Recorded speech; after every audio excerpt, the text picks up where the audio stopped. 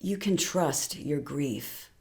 It's not something wrong with you that you need to fix or manage better. It's a territory to be in. I'm Lillian Childress, a mental health therapist, and in the years of my clinical work, I've helped people navigate grief when a loved one dies, and I know it myself. In this video, I'll talk about what grief is and offer what I hope will be a helpful way to approach your own grieving. I can't tell you about your grief. It's utterly unique. But I can offer you a kind of map of the territory and reassure you that you are not lost. In fact, you already know deeply everything I'm going to tell you. I'm just using a different language for it. And with a little bit of guidance, you'll be able to step into your inner world and encounter your own territory. As you get used to being in there, you begin to trust that your grief knows what it's doing and that you are in the right place at the right time.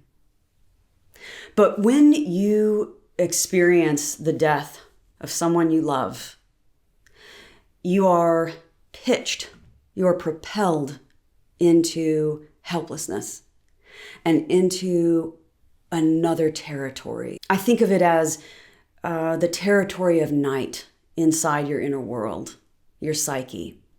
Those are along the lines of the way John Tarrant describes things in his book, The Light Inside the Dark. So I don't even think of grief as a part. In other videos, I talk about how we are an integrated whole with many different parts of us that are around a core being, soul, self with a capital S, whatever you want to call that. And I do think that there are parts of us that can hold grief from various experiences. But I'm talking about the death of a loved one, and that is its own thing. When you first experience that death, you're in another place. And people around you can actually be spooked by it, a little bit alarmed by it. They look into your eyes and they see vastness reflected back. And they can kind of sense that you're not fully here, you're somewhere else. And you are. And that's okay. In the territory of night, which is so different from your sunlit world, in that place, there are tasks that you move through. And the journey through that territory is what I call grieving. And when you're there, there are things that you learn. And even there are things that will nourish you. The night can nourish you as you learn how to be there. Grief can be almost shamanic. It's like you are moving back and forth between worlds, between the daily sunlit world of interacting with people and maybe still going to work or taking care of your body, all of that. And then you're called down by grief into that territory of night. And there's no changing it. There's no directing it. There's allowing it. And when you are in that other territory, you're there. And you don't need to be anywhere else. You don't need to feel better. You don't need to make more sense. You don't even need to figure anything out because you are being held by something vast. And I even think of that as sacred. But you move back and forth. At first, you may be in that place of night for a solid month, or maybe a day, maybe a week, maybe it's just a moment. And then you move back out into the sunlit world. And as you get used to that back and forth kind of movement and trust that it has a soulful logic to it. So I don't mean a cerebral logic. I mean a kind of logic that's beneath language, bigger than language. And again, you're being held by it. You can feel like an other when you're grieving, almost like you don't even belong among normal people. Whatever normal is, you don't belong there. There's something, you're somehow marked by the night, died by it. You can feel isolated. And that's okay. When people are responding to you and feeling for you and wanting to help you, you can get a lot of advice, a lot of efforts to make it better for you. But those are things that pull you out of this territory that knows how to take care of you. And I'm not saying that the people who want to help you are wrong, of course. It's just that you know your grief. And if and when you trust that, things begin to unfold. Even in the thickest night. I mean, when you don't even know who you are. Grief, that territory, can sometimes be like you are in a cloud forest at dusk. You can't see 5 inches in front of your face. You don't have a sense of time. Your sense of who you were before that death has somehow dissipated. You don't know what to do next. All you can do is endure. That's it. Not know what the next step is. And that is a region of the territory of grief that is its own thing. And it too has its own order. And it can be terrifying. But if you know where you are, I am in the territory of night. If you understand it, it's not as scary. In that place, you can be brought to what I see as your cave of exiles. This means you come across the parts of yourself that are the most wounded, the parts that maybe you've had to hide away or forget in order to get on with being you and to function in life. We all have a cave of exiles. I had a client who called them her cholera children, coming up out of the basement in rags, ugly, ill, starving. And that image is so powerful. You'll have your own, you'll know.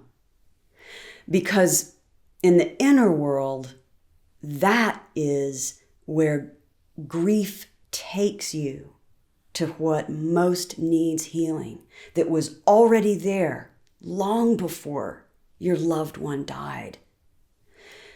To the outer world, that looks like, in clinical terms, decompensation. Oh my gosh, these symptoms are coming up, and they're getting obsessive again, and oh my gosh, the addictive stuff is worse. There's so much worse. People are worried about you. Is she gonna pitch into more panic attacks or numbness or however it shows up? And that's very real, but that's outer world language.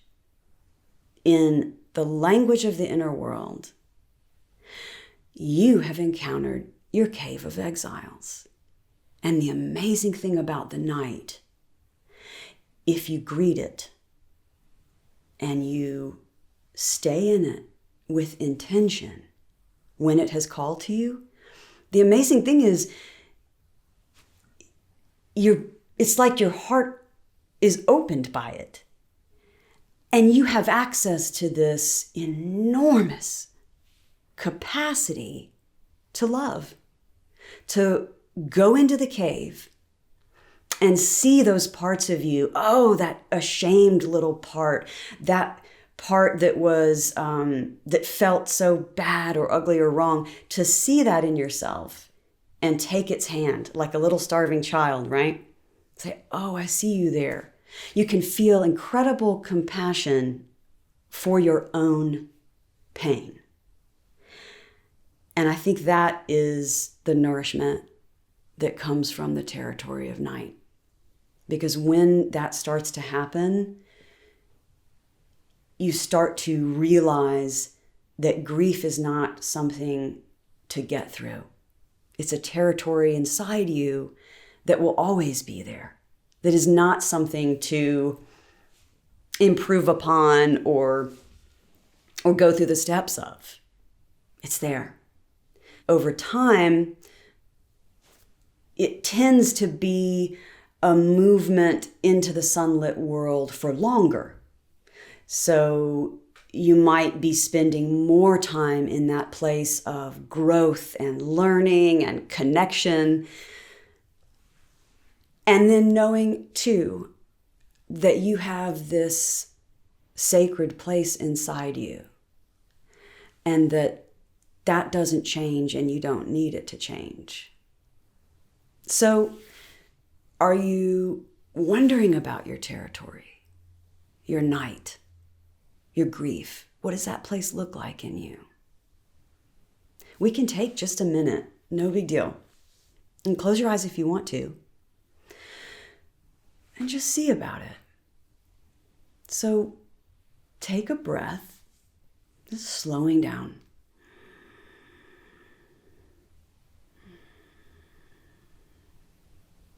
Just feeling what that's like to inhabit yourself. And breathing again. And bring your focus inward. And rest there.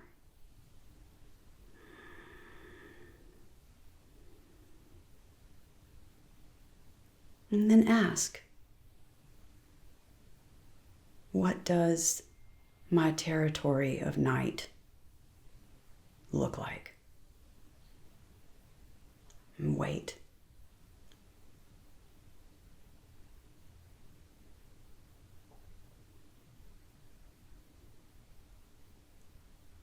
And you may have an image come to you, a geography, a place, or you may not. You may just sense it.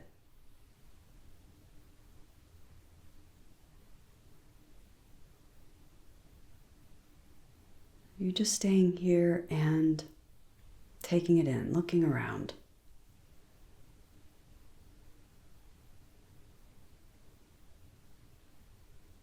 Ah, this is the territory. What is here for me?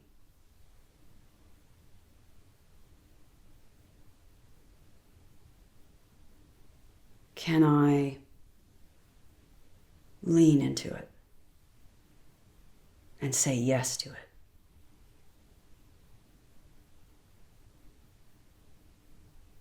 Even when it's terrifying. Just stay here.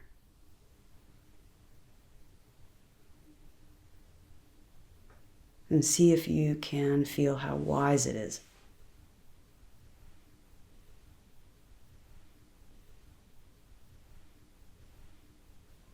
And any little fragments of it or words, images, just notice those. And that's it, nothing else. Just kind of getting a first look at what's there. And when you're ready, just take a nice, slow, easy breath in. And let your whole body kind of let go of it. And look, you're safe.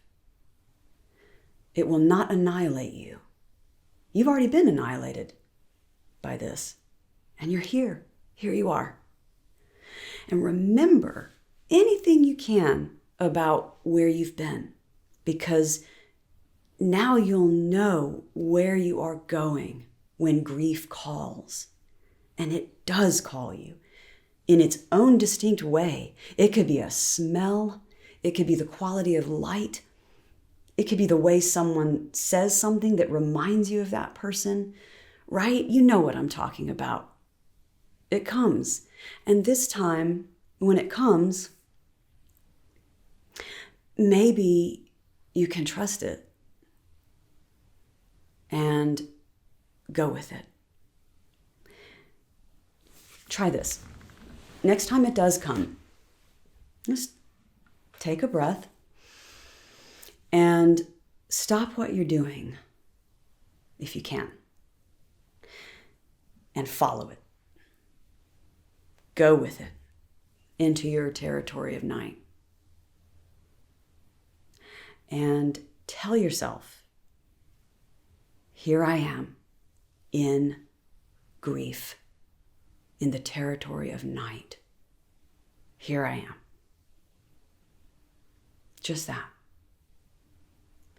And then, maybe find a breadcrumb from this other place, this unseen place that you can bring with you to remind you that it has its own order and its own being and it's real. So a shell, a stone, a photo, a small object that belonged to the person you love. Something that you can keep with you to remind you that grief makes you less put together, but more whole.